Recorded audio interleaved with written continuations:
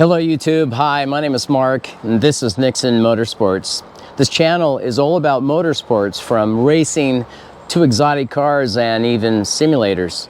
In today's video, I'll bring you along, I'll show you the steps on the way of doing an engine swap in my Formula 1000 race car. I've done this in the past. I thought it would be a good idea to bring you along again, only because I'll stop and talk about a few lessons learned along the way. So I think you might find that of interest. With that, let's get into the video. All right, so in the garage, I have my new engine, have the race car up on the jacks. What am I doing? Why am I doing this? So pretty straightforward, right? Race car engines have a lifespan to them, and once they have a number of hours on them, or once they have a number of miles, however you're tracking that, you need to either dispose of the engine or rebuild or refresh it. So we typically will refresh the engines after about 15 hours thereabouts on the engine. And so that's what this is today. I'll be pulling this engine out of the race car, taking the rear spar and assembly apart and off, and replacing that engine with my brand spanking new fresh engine into the race car. So I think you might find this of interest. Now, I've done this sort of before on other videos. I'll talk about a little more detail.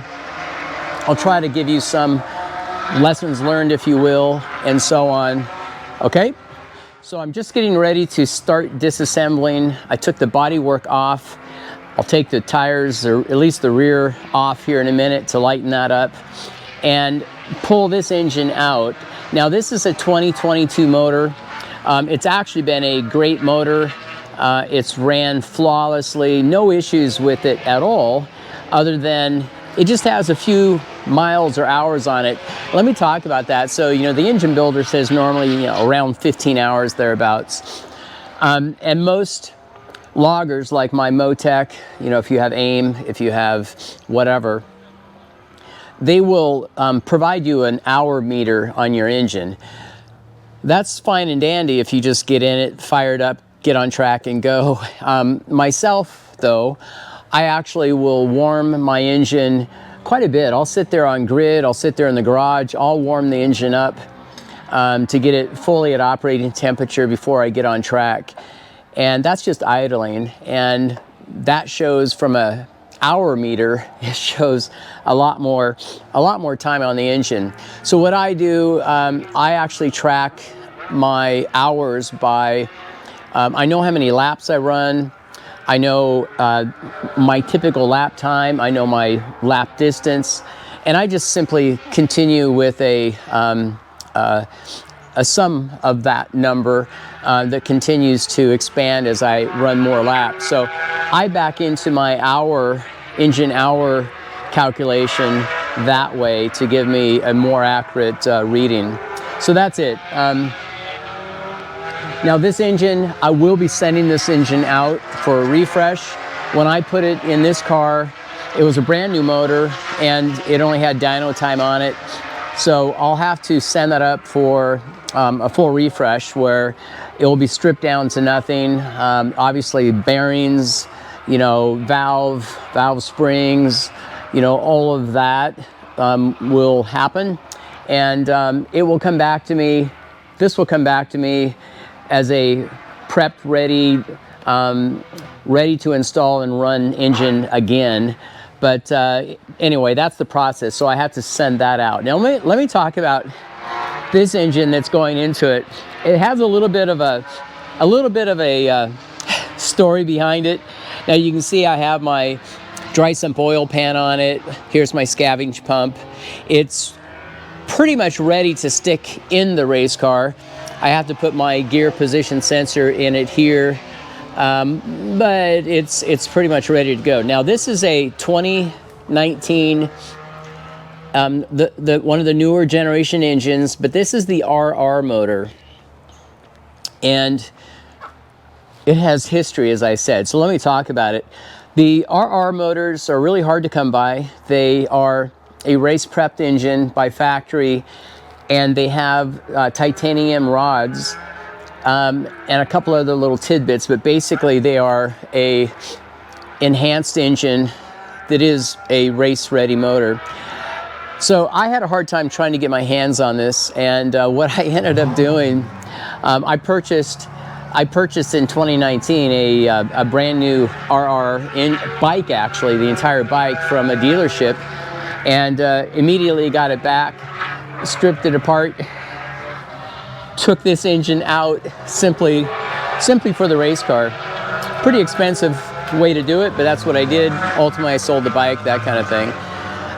But this engine, back to the history on it, just to share. So I actually had an engine problem, and I was running the old manual chain tensioners for a couple years, and I had a couple engine failures based on doing that. I had a video on this if you want to go back and look for that.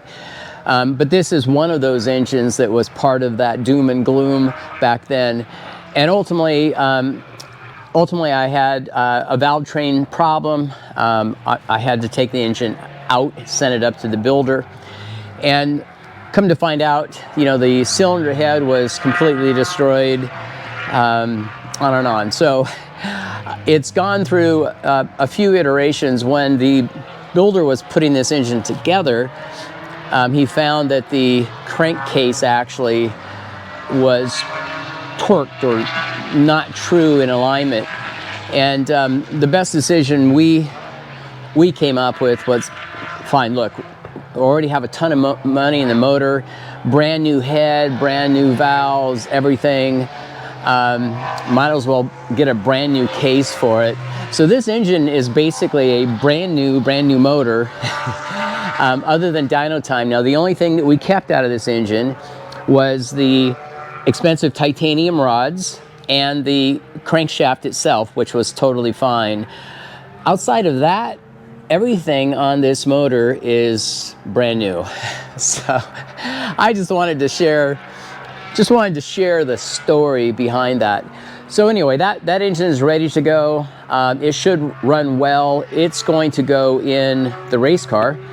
And so next up, I need to start disassembling, and I'll show you some of the steps along the way and just highlight a few things that may be of interest to you, okay? Let me talk about quickly the parts that I'll be changing. So obviously the engine I told you about. When I do an engine change, though, I do a few things. I do it because I want to make sure I don't have any issues. So one area is around the oil system.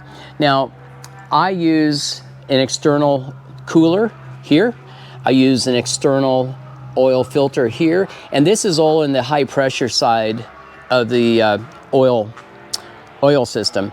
Now, I always replace the oil, obviously the filter, but I also replace the oil cooler. So here's a brand new one. Now, I do that. This other cooler's completely fine. And you could send them out, and you could have them cleaned professionally. I always worry about small debris that can get into the oil galleys over time. And the easy way for me is just, you know what? I'll put a new cooler on. I don't have to worry about it. Secondly, these things are sitting freely here on the side pods. They're kind of loosely mounted, but when the side pod's in, it holds it in place. Vibration, you know, things can happen. I just eliminate that as one failure point. So anyway, so that will be changed. Now I will put in a new battery just because it's kind of time. I do that kind of thing. And being that I'm going to take the rear of the race car off this entire section here in the back, I will pull my axles out. I'll clean and lube all my tripods. And while I'm doing that, I'm going to actually stick in a brand new differential as well. It's not needed necessarily. These things run forever for the most part. I've had issues. The issues I've had in the past are if any of these bolts that hold the casing together loosen up, it will actually lose, you know, its oil inside that obviously is needed for the gears. But while I'm doing that, I have a brand new unit here from Taylor. I'm going to go ahead, swap it out while I'm doing all of this work and so on. Okay, so that's what you're going to see. It's a sizable project. Again, I'll talk about and show you some of the steps on the way. Okay, let's start taking it apart. All right, progress. Still disassembling. Wiring and all the miscellaneous items. You can see I have the throttle bodies off, the airbox is off the engine, headers are still on, I have wiring dangling all over the place. I'm actually draining the engine oil at the moment. I use a vacuum pump. If you see, these are the kind of low dollar. You just creates a vacuum and then just drains the oil. So I do that to get most of the oil out of the system. I'll have to break the chain down. Once I get a little closer here, I'll be able to take the whole rear half of the car off relatively shortly. I have the water drained and I use this quick connect fitting from my water system to drain most of the water out of it. So you can kind of get an idea steps and what's involved. Let me keep going. I'll bring it back. All right, so here's the update. I have the diffuser off. As you can see, the rear wing is off. The spar is hung here by itself. Now the spar is this piece that I'm talking about with the differential here in the center, the two rear shocks, the oil tank and so on. So that actually bolts up here, and here's a strut for support. It bolts up to the back of the engine. Anyway, this will come off here shortly. The engine is, for the most part, disconnected. I have, I think, a couple items yet to remove. Obviously, I have to take the chain off and such, you can see, but it's relatively close. At this stage, once I get the minor little items out of the way, I'll take the spar off here, the rear, set that off in the back, and that will get me directly to the engine. At that point, I'll hook up on the engine itself with using a lift like I have here, this A-frame lift, and I'll be able to pick it out at that point, right? It's not too bad. Now, you know, again, I'll have to move my new engine out of the way here. I have it on its side only because I need to put my gear sensor in here. I'm just going to take that off my other unit and put that on. But anyway, you can kind of see progress. I'll get busy and bring you back. Okay, an update. About ready to pull the motor out. I wanted to show you this. So this is the mess. All of that garbage down there, you know, I had a little off and picked up a whole bunch of dirt. But anyway, quite annoying, but I just wanted to show you what it's like. So the motor is just about ready to pull out. I have to disconnect one of my oil line feeds, catch what oil I can, pull the motor out, set it off the side, obviously then clean up everything around the engine bay. So this motor, the 19, this brand new motor is ready to go in the engine bay. Once I get this pulled out, get it cleaned up, then the process of installing the engine. Okay, I have the new engine sitting in the race car, not bolted up yet. Just wanted to show you what it looks like at this stage of installation, right? So I simply set it in place. I get my oil line, of course, from my pan wired in or plumbed in, and at that point, I'm able to actually start with a couple of my mounts just to make sure it's in the right position. So a little bit of work on that. It won't take too much longer. I'll do headers and all that stuff last. You know, I'm going to change the oil cooler and filter and all this stuff first. So just wanted to give you a quick update what that looks like. By the way, if you're wondering what this is here at the back of the engine, this actually is a hard plumbed line from the bottom of the oil pan. This actually inserts into the oil tank. This guy, in fact, you can see the opening down here if I get low enough. And that's the oil supply for the engine itself, from the oil tank into the engine, oil pump, and so on. All right, let me keep going. All right, progress. I have the new 2019 motor in the race car, as you can see. I have some of the plumbing done. I have not changed the cooler and filter yet, so no oil in the system. The wire harness, I just have it laying here over the top. And you can see the spar is actually bolted up to the engine. So I have a little bit of the plumbing done. You can see some of the water lines. These blue silicone are for water. This, for an example, is the oil feed lines, that type of thing.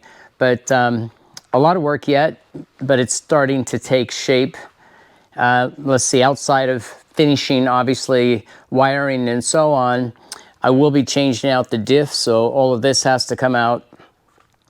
And you know, it's funny, every time you do something like this, things happen. So I'm putting my coil plugs in place, and sure enough, one of the clips here actually lost the retaining piece. It broke off, so I'll have to replace this.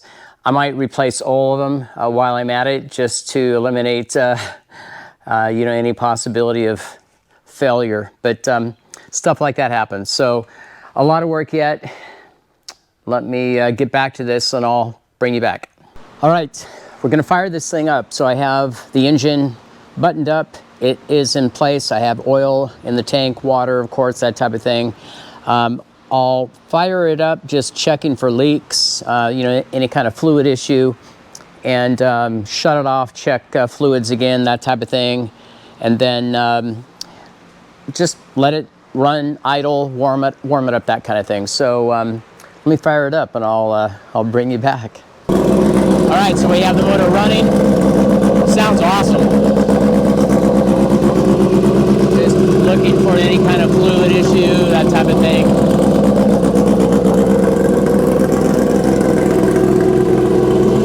Looks nice and dry, which is great. Yeah, I don't see any issues. I have oil pressure, of course, water, fuel pressure, everything looks good. So I'll shut it off.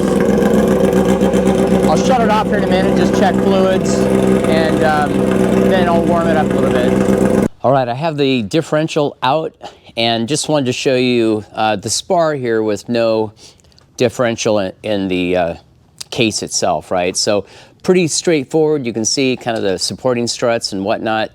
And these plates on the outside of the spar are removable, and that's how you're able to get the diff in and take it out, right? Now, you know, I talked earlier about when I do a motor change or a swap, that's when I do a few additional preventative maintenance items, just as a course of action. I wanted to point one thing out. So I took the diff out, and here's my old diff. By the way, the diff is completely fine, but what I found when I took it out is the bearings, at least this bearing, is completely shot. And you wouldn't be able to detect or see that with it inside the cradle, right? So I'm only echoing that's where it's a great idea when you have the time to do continuous preventative maintenance on your race car. You'll find things like that. In fact, I was talking to a fellow racer just a couple days ago, and we got in this conversation to a degree, and the comment was, well, it's a race car.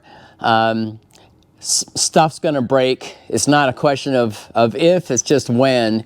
And that's actually really true, right? So anyway, I just wanted to point that out. At this point, I'll get this cleaned up a little bit more, and then I'll turn my focus over here to the new spar. And I'm just getting it prepped and ready, double checking that everything's snug and tight. I'll have to torque on these locking nuts, get the other side of this on, and you can see here how it just rotates in the center of this. And you know, here's an example of the housing with a brand new bearing in it, ready to go, right? So I'll get this ready, get it in the car, and then I'll show you what that looks like. All right, so here I have the new diff assembled, ready to put in the spar in the rear of the car. You can see I already put the the tripod hubs here in place, and I did that early because they're snap rings. It's just easier to do that on the bench. Anyway, it's all buttoned up, ready to go. New bearings, everything else on it. Now, my sprocket hub in the past used to have studs on it, and the new one does not come with studs. So I'm actually using just AN hardware here. This should work well. Not a huge deal, and that's what I have here. I'll have to take the sprocket off to button this up completely and then put it back on. But anyway, let me throw this thing in the car. Let's see what it looks like. All right, let me pan over here. I have the diff installed, not complete, of course. You can just see it sitting here in the carriage. By itself, it turns very freely, as you can see. Next up, I will install the chain, and then I need to focus on my axles, get all my tripods cleaned up, get the axles installed, get the uprights back in place. So this one here I haven't taken off yet. This thing's all nasty and goobered up. To get the axles in, by the way, the easiest way I've found to do it is I actually take my upright off, and then it allows me to have more room to get the axle in. Without that, it would be impossible. So that's up next.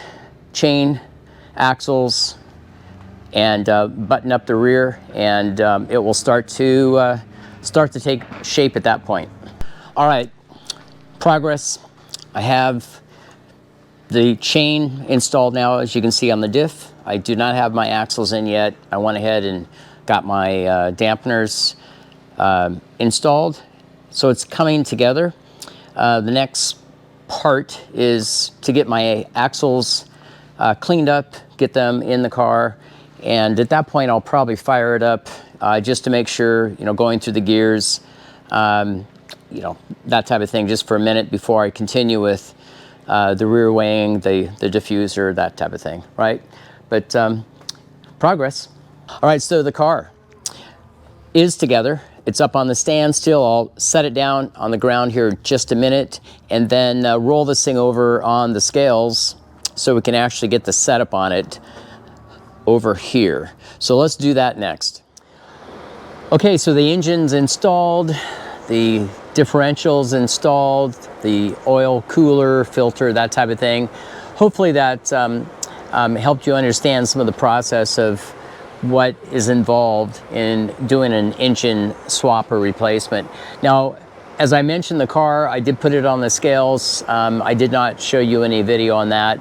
It is ready at this point, though, to get it out on the track. So that will be a wrap up for this video. Now, if you're interested in watching the steps that we take for the initial on track, we call it installation laps, there'll be a video following here just in a few days after the posting of this one. So we'll have the car on track actually in about 2-3 days. It will be 2-3 days of testing. Initially, though, we'll go through the sequence of breaking in the new motor, making sure there's no fluid leaks, that type of thing. And at that point, we'll start to work on some setup and tuning activities. Okay, so watch for that video. I think you'll appreciate some of that stuff following this video. And but that's it for now. So there's a handful of things. Let me just give you an update on some of what will be following here in the next couple months. So in roughly 2-3 weeks, we will have another U.S. Majors race that we are gearing up for and getting prepared for. So there'll be a handful of testing activities beforehand, and then of course that race weekend.